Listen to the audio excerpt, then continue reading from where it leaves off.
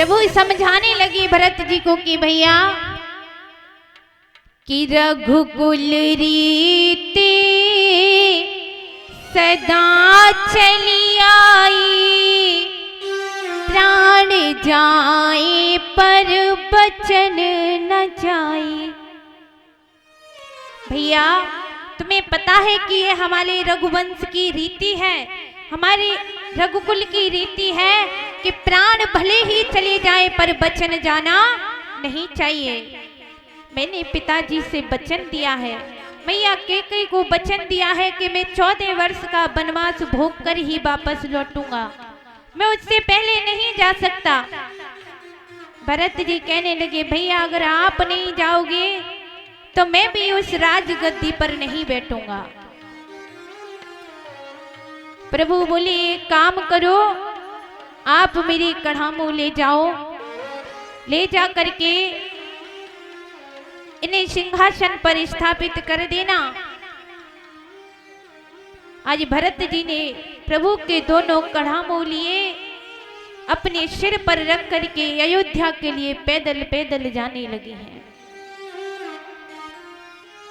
व्यास नंदन श्री सुखदेव जी बोले कि हे राजन परीक्षित, अयोध्या में जाकर के भरत जी ने अपना नहीं बल्कि उन कढ़ामुओं का राज तिलक करवाया और अपने लिए अयोध्या नगरी से बाहर एक छोटी सी कुटिया बना ली।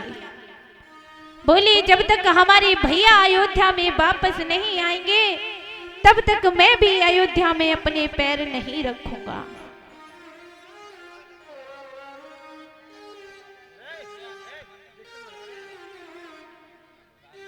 इधर अयोध्यावासी कैकेयी रानी तीनों मैया भरत को बार बार बुलाने आते हैं। भरत मना कर देते हैं मैं नहीं जाऊंगा। बोले भरत अरे कैकेयी अगर तुझे महलों में ही रखना था तो कम से कम थोड़ा विचार कर लेती, जो तूने अनर्थ किया वो ना करती तो आज हमारा परिवार एकत्रित होता, एक साथ होते। बोलिए भक्त वत्सल भगवान की। इधर व्यास नंदन श्री सुखदेव जी बोले कि हे राजन परीक्षित, अब प्रभु मां सीता और लक्ष्मण भैया को साथ लेकर के पंचवटी पर एक छोटी सी कुटिया बना करके रहने लगे हैं। इधर पंचवटी पर रहने लगे प्रभु।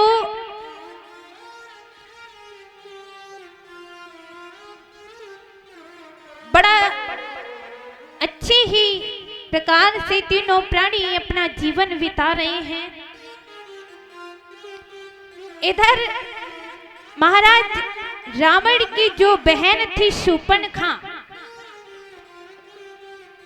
शूर्पणखा उस दंडक वन में भ्रमण करने के लिए जब आई, चारों तरफ जब घूमने लगी तो घूमते घूमते शूर्पणखा पंचवटी के पास में पहुंची।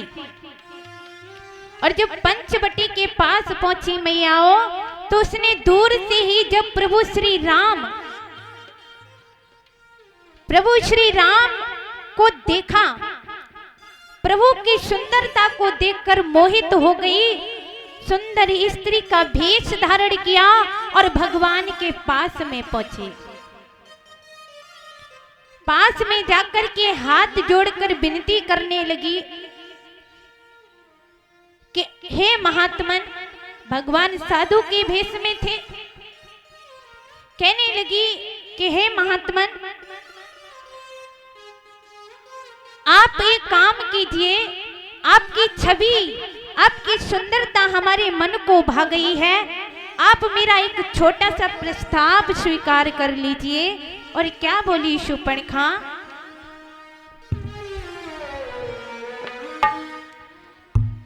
कि अरे तुम बन जाओ भरतारी। शूर्पणखा कहने लगी कि हमारी एक छोटी विनती है, स्वीकार कर लो कि अरे तुम बन जाओ भरतारी और सजनिया बन जाऊं मैं प्यारी, अरे तुम बन जाओ भरतारी, दुल्हनिया बन जाऊं मैं प्यारी।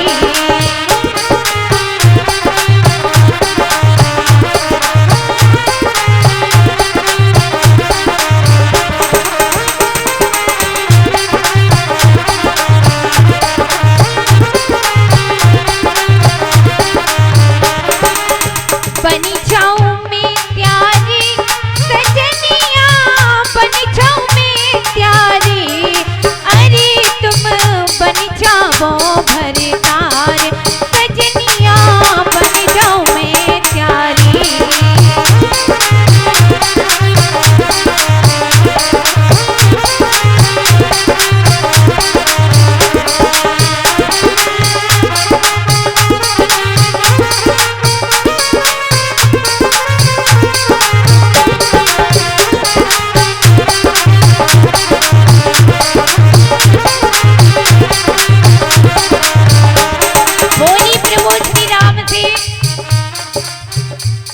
कि आपकी सुंदरता जो है, आपका रंग रूप जो है, वो मेरे मन को भा गया है।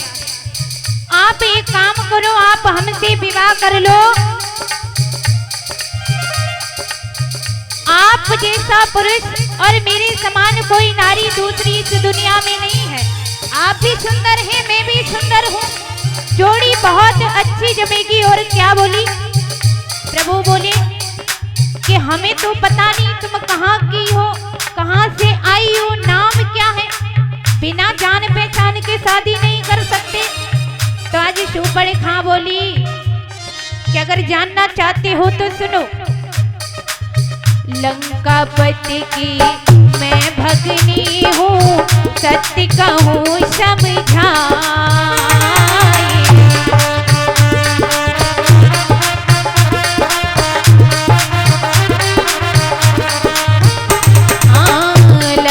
पति की मैं बहना हूँ, सत्य कहूँ समझाए, कि तुम सम पुरुष ना मोक्षम नारी, अब तक हूँ कुंवारी, अरे तुम बन जाओ भरतार, सजनिया बन जाऊं मैं प्यारी।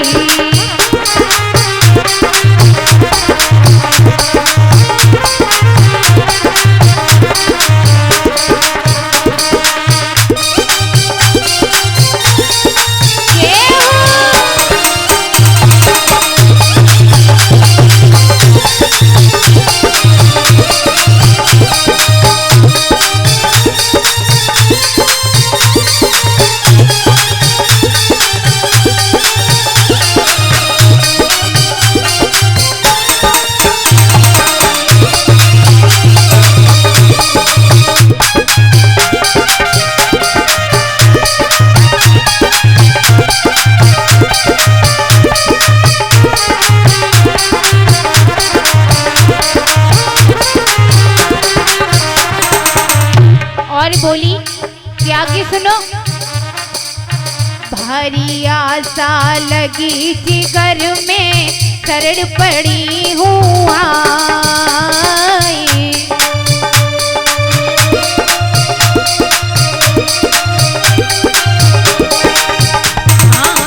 भारी आशा लगी है मन में, शरण पड़ी हूँ आई, कि विधि ने खूब रची है जोड़ी, मैं हूँ बलिहारी, अरे तुम बन जाओ भरतार, सजनिया बन जाऊं मैं प्यारी।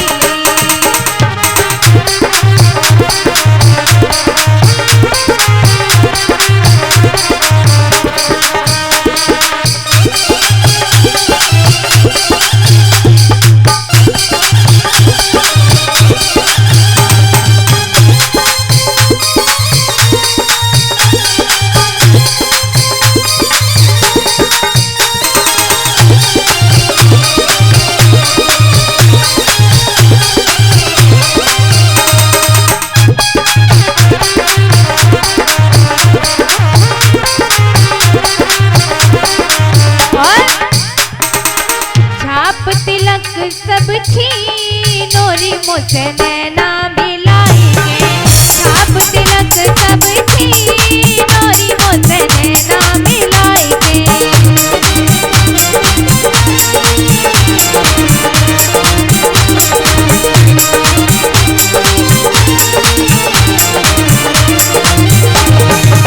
नैना मिला के मुझसे नैना मिलाएंगे, नैना मिला के मुझसे नैना मिला के, ओ नैना नैना नैना मुझसे नैना मिला के, ओ नैना नैना नैना मुझसे नैना मिला के, हाँ नैना नी नैना मुझसे नैना मिला के, हाँ नैना नी नैना मुझसे नैना मिला के, हाय छाप तिलक सब छीनो री मुझसे नैना मिला के,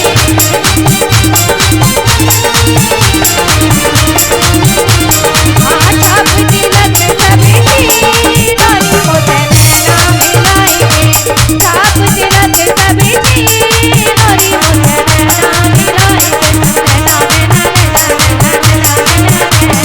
नैना मिला के मुझसे नैना मिला के, हाँ अखियाँ मिला के मुझसे नैना मिला के, हाय छाप तिलक सब छीनो री मुझसे नैना मिला के, छाप तिलक सब छीनो री मुझसे नैना मिला के, छाप तिलक सब छीनो री मुझसे नैना मिला के। बोलिए भक्त वत्सल भगवान की, बोलिए वृंदावन बिहारी लाल की। श्री सुखदेव जी समझा कर बोले कि हे राजन परीक्षित, इधर शोपन खा प्रभु